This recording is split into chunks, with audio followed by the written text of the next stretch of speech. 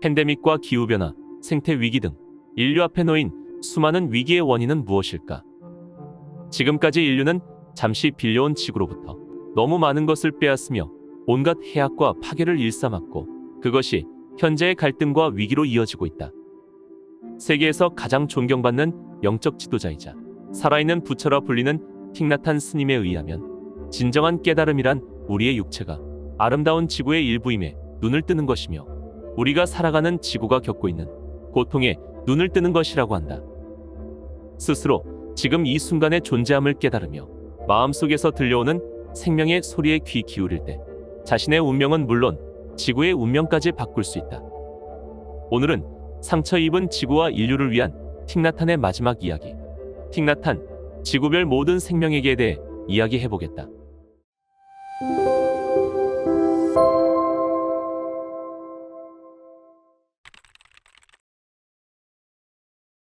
연구자들에 따르면 매년 2만여 종의 생명체들이 사라지고 있으며, 지금 이 순간에도 종의 멸종은 계속되고 있다.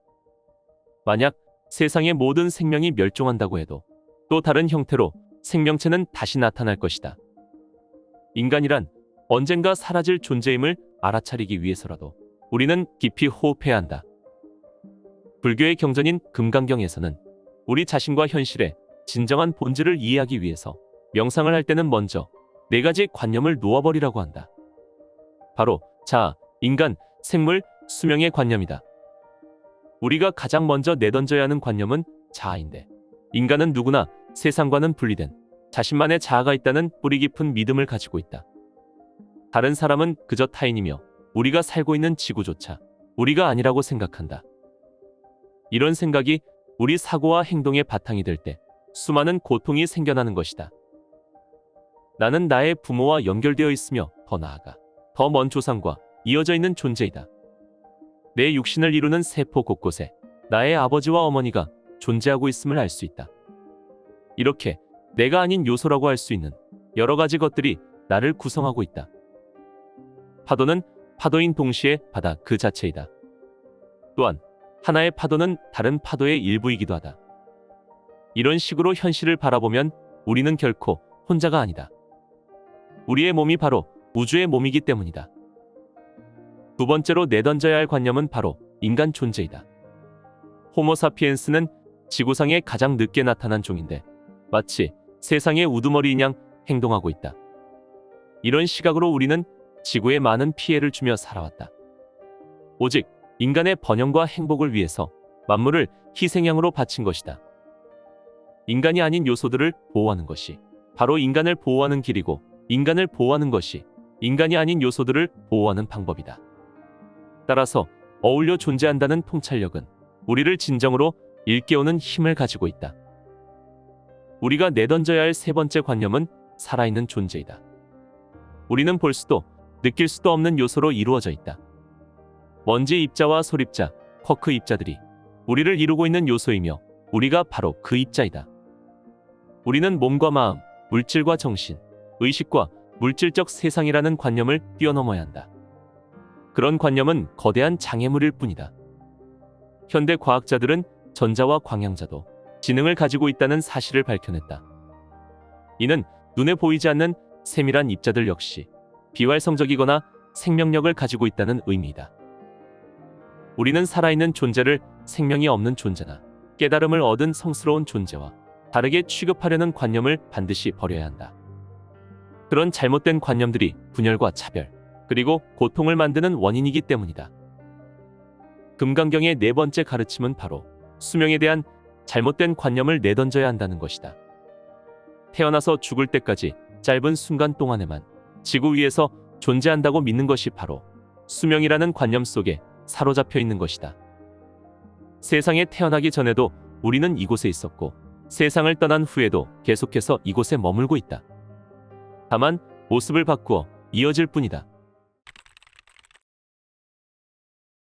사람은 누구나 죽기 마련인데 그냥 자기가 하고 싶은 걸 하면서 사는 게 낫지 않을까? 이런 질문은 우리 시대의 고통을 잘 보여주고 있다. 어울려 존재함에 통찰력을 갖는다면 우리가 죽고 난 후에 지구에 무슨 일이 생기든 나와는 상관이 없다는 잘못된 관념을 떨쳐버릴 수 있다. 아무리 훌륭한 부처나 뛰어난 과학자라고 해도 영원불멸의 영혼을 가진다는 것은 불가능한 일이다. 모든 것은 필멸하고 계속해서 다른 형태로 세상에 태어나기 때문이다. 영원주의의 덫에 빠져서도 안 되지만 죽음 이후에는 모든 것이 완전히 사라진다는 소멸론에 빠져서도 안 된다. 자신이 물의 결정으로 이루어진 존재라고 생각해보라. 어느 순간 결정체들이 합쳐지면서 우박이나 빗방울이 되어서 땅으로 떨어질 것이다. 하지만 땅에 채 닿기 전에 뜨거운 기운과 만나서 다시 수증기가 될 것이며 그렇게 떨어지고 올라가고 또다시 떨어지는 순환이 반복된다. 구름 속에서 환생의 환생을 거듭하며 윤회를 이어가는 것이다. 구름이 새로운 삶을 얻기 위해서 반드시 비가 될 필요는 없다. 매 순간 새로운 삶을 살고 있기 때문이다. 구름은 매우 활동적이고 거대한 에너지로 가득 차 있다. 우리 인간도 그와 다르지 않다. 우리의 행동에는 자신과 세상에 영향을 주는 에너지가 담겨 있다. 다시 말해 우리가 만들어내는 빗방울이며 눈이고 천둥이며 번개인 셈이다. 불교에서는 우리의 행동을 카르마, 즉 업보라고 한다. 구름인 우리의 일부가 비가 되어 강줄기로 떨어진다고 상상해보라. 나머지 부분은 하늘에 떠있는 상태에서 나의 연속체가 강물이 되어 흘러가는 모습을 지켜볼 수 있다. 결국 우리는 하늘과 강, 모든 곳에 존재하는 것이다. 구름을 예로 들었지만 인간도 이와 다르지 않다. 우리는 육체만이 아닌 생각과 말 그리고 행동 등 자신을 세상 속에서 계속 존재하게 하는 모든 것 속에 깃들어 있다. 지구의 운명은 우리의 행동에 달려 있다. 신이 결정하는 것도 우연의 결과도 아니다. 모든 것은 우리의 진심 어린 행동에 달려 있다. 지금처럼 계속해서 산림을 파괴하고 수질과 대기를 오염시킨다면 재앙을 피할 수 없다. 엄청난 자연재해와 홍수 그리고 새로운 질병으로 인해 수백만 명의 목숨이 세상에서 사라지게 될 것이다. 많은 나라들이 무기를 필요로 하는 이유는 무엇일까? 그것은 두려움 때문이다. 그러므로 개개인의 두려움은 물론이고 집단의 두려움에도 변화가 필요하다. 그것이 우리에게 영적인 면이 필요한 이유이다.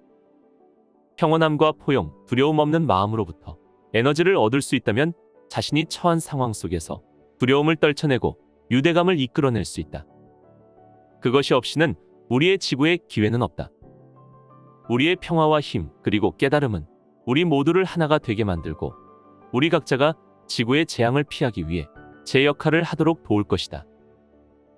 자신이 한 행동의 결과인 카르마의 힘을 깊이 생각하다 보면 시야가 서서히 확장되며 형체와 외양을 뛰어넘어 궁극적 진리에 도달할 수 있게 될 것이다.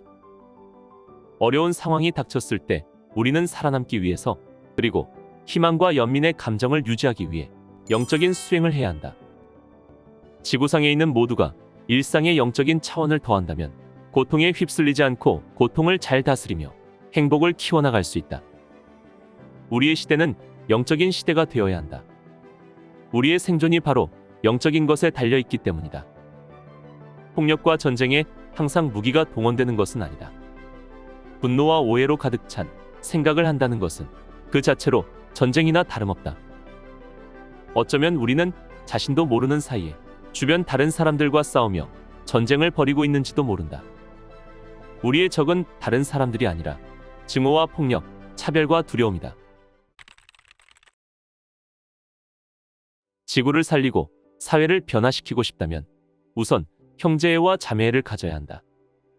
경청하는 법을 배워야지만 다른 사람의 말에 귀를 기울이고 연민의 마음을 베푸는데 일조할 수 있다. 명상은 현재에 머물면서 깊이 살피고 주변의 사람들과 기적들을 알아차리는 것이다. 다른 사람의 존재를 알아차리고 나서 그들이 행복해하면 자신도 행복해진다. 내 안에 모든 우주가 있고 나는 별들로 이루어져 있음을 믿어야 한다. 그래서 우리는 자신을 존중하며 자신에 대한 존경심을 보여주어야 한다. 그래야 다른 사람을 바라볼 때도 그들이 별들로 이루어진 존재임을 알 수 있다. 이는 위대한 현현이다. 우리 모두에게는 피난처가 필요하다. 우리가 나아가는 길에서 성공을 거두기 위해서는 그 공동체를 피난처로 삼아야 한다. 같은 배에 탄 사람들은 함께 수련하며 같은 방향으로 나아갈 것이며, 만약 배가 없다면 모두 물속에 가라앉고 말 것이다. 깨달음을 얻는 즉시 우리는 다른 삶을 살려는 염원을 드높이고 곧바로 치유와 변화를 시작해야 한다. 사람들이 피난처로 삼을 수 있는 교단이 있다면 이 모든 것이 가능해진다. 우리는 풍요로워지고 희망 또한 잃지 않을 수 있다. 오직 집단적인 깨우침만이 우리 자신과 지구를 보호하는 데 필요한 변화를 끌어낼 충분한 힘을 줄 수 있다. 아직 우리에게 기회는 있다. 그러니 무엇을 해야 하는지 깨닫고 당장 실행에 옮긴다면 평화가 찾아올 것이다.